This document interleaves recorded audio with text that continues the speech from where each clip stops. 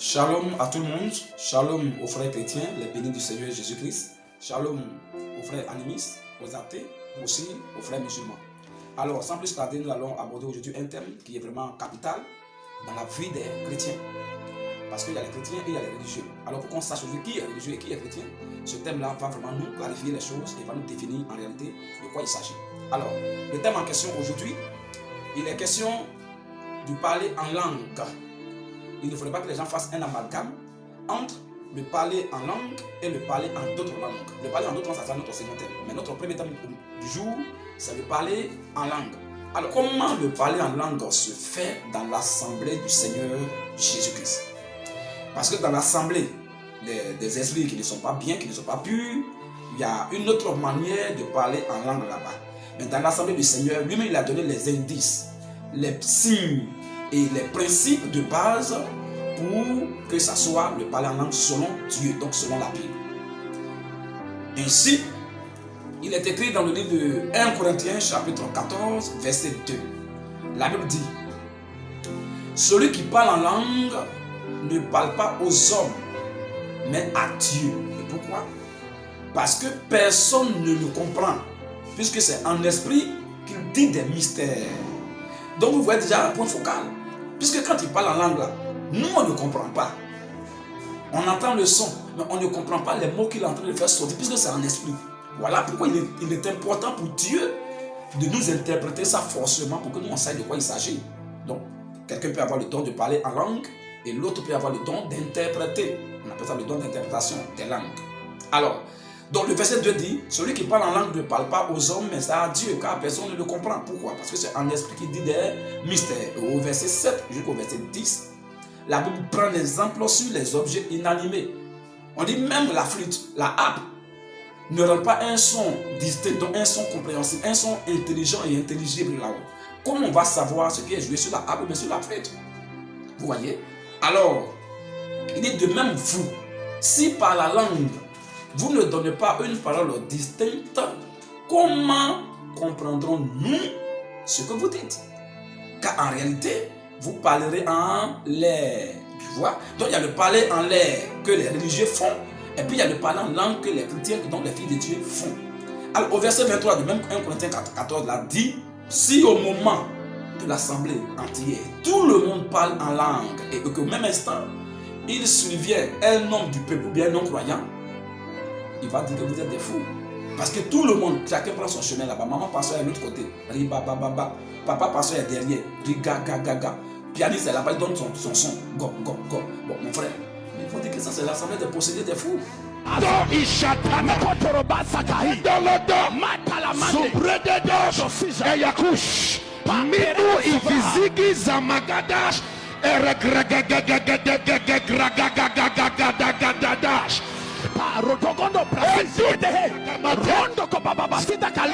L'apôtre Paul a fait un développement. Donc il va faire une conclusion pour qu'on soit édifié en réalité de quoi il veut parler. Alors il dit maintenant: que faire donc, frères, lorsque vous vous assemblez les uns ou les autres, parmi vous, on n'a pas dit tout le monde même. Donc parmi vous, ont-ils un cantique? Ont-ils une instruction, donc un enseignement? Ont-ils une révélation? Ont-ils une langue ou une interprétation? Alors l'apôtre Paul dit que tout se fasse pour l'édification du peuple de Dieu. Personne ne peut être édifié s'il n'a pas compris ton ribaba en français. Il ne peut pas être édifié, il ne peut pas dire amen. Mais si tu as dit ribobobobo, tu as fini de faire tous ces jeux de jambes et tout ça, ou bien tous ces gymnastiques, et que maintenant tu dis en français ce que tout cela veut dire, si j'ai compris le sens, alors je peux dire amen. Donc je suis déjà édifié. Donc il dit: en est-il qui parle en langue? Pour conclure, que 2 ou 3 au plus parlent. Au plus veut dire au maximum. Donc c'est le paroxysme, c'est le plafond. Donc ça veut dire qu'une assemblée où il y a 4 personnes, c'est l'assemblée des démons. Ou bien où il y a 5 personnes qui parlent en langue à la fois, c'est une assemblée des possédés. Alors il dit que 2 ou 3 au plus parlent. Mais les 3 là qui ne parlent pas à la fois, il dit chacun à son tour. Ensuite, que quelqu'un interprète. Alors il dit: s'il n'y a point d'interprète, qu'on se taise dans les assemblées. Donc là, je pense que le verset est vraiment limpide et clair, comme l'eau de roche. Il a été très clair. Donc, s'il y a trop de personnes qui parlent en langue dans une assemblée, il dit 2 ou 3 au plus se parlent, et même les 3 ne parlent pas à la fois, mais chacun a son tour et que quelqu'un interprète. S'il n'y a pas d'interprète, c'est que c'est le diable qui vient de parler. Taisez-vous. Maintenant, est-ce que c'est comme ça qu'on voit dans les assemblées partout là? Est-ce que c'est comme ça que ça se passe selon le principe de Dieu? Non. Alors, si selon le principe de Dieu, ce que les gens font, si ça ne concorde pas avec ce que Dieu a dit, tout simplement c'est le diable. Ce n'est pas l'esprit de Dieu, c'est un esprit qui est contre Dieu, donc un esprit antéchrist. Sinon, si tu es vraiment animé par le Saint-Esprit qui a écrit la Bible là, va te pousser à faire exactement ce qui est dit dans la Bible. Si tu fais le contraire, c'est le diable. C'est le diable qui s'oppose de nature à ce que Dieu a dit. Même si des paroles bienveillantes, des paroles attrayantes, mais si c'est en contradiction des Écritures, c'est le diable. Donc voilà comme le parler en langue se fait dans l'assemblée du Seigneur Jésus qui s'est ordonné. Et ensuite, il faut qu'il y ait forcément interprétation. Dans le cas contraire, c'est le diable qui a parlé dans le chaîne. Veuillez vous abonner massivement à notre chaîne YouTube. Faites très attention au logo. Toute chaîne qui ne comporte pas ce logo est une chaîne qui pirate nos vidéos. Alors faites très attention au logo. Les initiés de la parole du Seigneur Jésus-Christ. C'est ça. De toute personne, vous devez les respecter. En fait, on a continué de venir vous enseigner ici. Et on dit que tous les musulmans doivent en faire. D'après la Bible, d'après le Coran. Mais ceux qui sont dehors, ceux qui ne sont pas ces enfants-là, ils leur parlent en parabole dans le souci que eux là, en attendant, ils vont entendre le son de ses propos, de ses paroles. Ils ne vont pas comprendre. Ils ne veulent pas qu'ils soient convertis. Voilà ce que Jésus dit.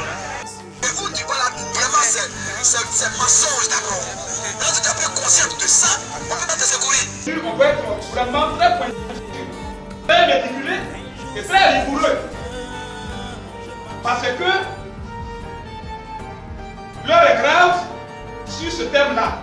Tous nos internautes, pour que ceux qui ont une ambiguïté ou bien quelque chose de flou dans leur esprit puissent vraiment essuyer cela. Salut tout le monde. Je vais saluer. Quand le frère est venu là-bas, alors quand le pape est venu, il a dit que comme ils sont en train de prêcher déjà ici, si on voulait prêcher à les baffes là, ça va les gêner.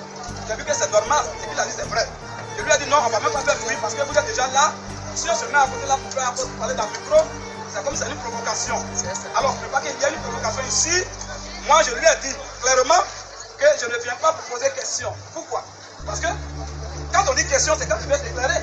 Oh, moi, je suis convaincu devant Dieu qu'il est dans le faux. Alors, plusieurs points, mais comme il a dit, comme il était imparti, un point d'abord.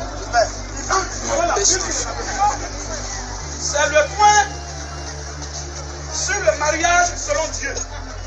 Parce qu'il y a le mariage selon les humains, il y a le mariage selon les dénominationnels ou même les religieux. Et puis Dieu a son point de vue. Et c'est le point de vue de Dieu qui est pris en compte par les enfants. Alors, la manière dont il a enseigné le mariage, et sur les réseaux sociaux, tout le monde connaît ça. Je pense que cela est anti-biblique. C'est le diable qui enseigne comme ça. C'est ça. Le mariage selon Dieu, là, qu'est-ce que c'est? Parce qu'il a son point de vue, qu'il a étalé partout sur les réseaux sociaux. Et bien, il a répété tellement aujourd'hui encore. Que c'est lorsque tu vas d'abord, il faut d'abord aller avec ta fille avant de l'épouser. Je dis, parce que qu'il y a quelques minutes, argument, je pense qu'il ne va pas s'en sortir.